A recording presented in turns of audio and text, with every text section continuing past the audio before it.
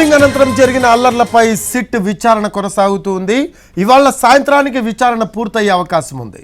తాడిపత్రి, నర్సరావుపేట, తిరుపతిలో సిట్ విచారణ కొనసాగుతోంది. అల్లర్లపై నమోదైన కేసుల వివరాలు పరిశీలించింది సిట్. కేసులు నమోదైన అరెస్టు కాని నేతలు ఎక్కడున్నారనే అంశంపై ఆరా తీసింది. సీసీటీవీ ఫుటేజ్లు, వీడియోలు, ఫోటోస్ ద్వారా కొత్త కేసులు నమోదు చేయనుంది. ఇవాల్టితో విచారణ ముగియనుండడంతో సాయంత్రానికి నివేదికను ఇచ్చే అవకాశం ఉంది. దీనికి సంబంధించిన లేటెస్ట్ అప్డేట్స్ మా కరెస్పాండెంట్ శ్రీకాంత్ అందిస్తారు. లైవ్లో అందుబాటులో ఉన్నారు. శ్రీకాంత్, ఇవాళ సాయంత్రానికి విచారణ పూర్తయ్యే అవకాశం ఉన్నట్టు తెలుస్తోంది. అయితే తాడిపత్రి, నర్సరావుపేట, తిరుపతిలో సిట్ విచారణ కొనసాగిస్తున్నట్టు సమాచారం. దీనికి సంబంధించిన లేటెస్ట్ అప్డేట్స్ ఏంటి శ్రీకాంత్?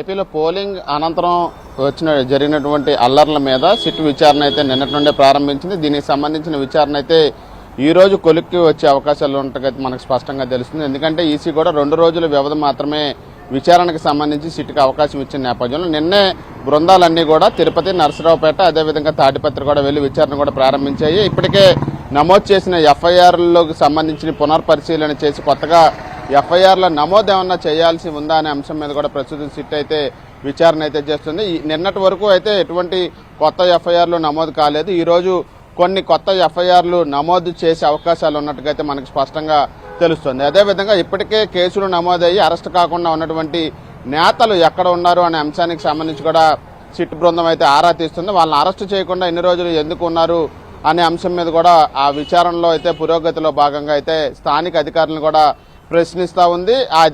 ఎవరైతే నేతలు ఈ దాడుల్లో ప్రమేయం ఉందో వాళ్ళందరూ ఎక్కడున్నారో అనే అంశం మీద కూడా ప్రస్తుతం సిట్ అయితే విచారణ కూడా చేస్తుంది. ఇవాళ సాయంత్రం కానీ రాత్రి లోపు పూర్తి స్థాయిలో ఈ 3 జిల్లాల్లో జరిగినటువంటి పోలింగ్ అనంతరం దాడి జరిగిన ప్రాంతాల్లో విచారణని పూర్తి చేసి మొత్తం నివేదికను అయితే సిద్ధం చేయబోతోంది. డీజీపీ పర్యవేక్షణలో అయితే మొత్తం సిట్ అయితే విచారణ కూడా చేస్తున్న నేపథ్యంలో సిట్కి నేతృత్వం వహిస్తున్నటువంటి వినీత్ బ్రిజ్లాల్ కూడా ఎప్పటికప్పుడు సిట్ బృందంలోని సభ్యులతో కోఆర్డినేట్ చేసుకుంటూ కూడా వివరాలన్నీ సేకరిస్తున్నారు. ఇప్పటి వరకు నమోదైన కేసుల్లో 91 మందిని కూడా అరెస్టు చూపించిన నేపథ్యంలో మిగతా ఎంతమందిని అరెస్టు చేయాల్సి ఉంది, ఇంకా కొత్తగా ఎంతమందిని కేసుల్లో యాడ్ చేశారనే అంశాలన్నీ కూడా ఈ నివేదికలో అయితే స్పష్టం చేయబోతున్నారు. ఇక కొన్ని సెక్షన్లు కూడా అడిషనల్ గా యాడ్ చేయబోతున్నారు. ఇక ఘటన జరిగినప్పుడు వీడియోలు, సీసీటీవీ ఫుటేజ్లు అదనంగా పరిశీలించి అందులో కూడా ఈ దాడుల్లో ప్రమేయం ఉన్న వ్యక్తులను కూడా కేసుల్లో నిందితులుగా చేర్చడానికి సంబంధించి అయితే సిట్ విచారణ చేస్తున్నట్టుగా అయితే మనకి తెలుస్తా ఉంది. ఈ రోజు అర్ధరాత్రి అయినా కూడా మొత్తం పూర్తి స్థాయిలో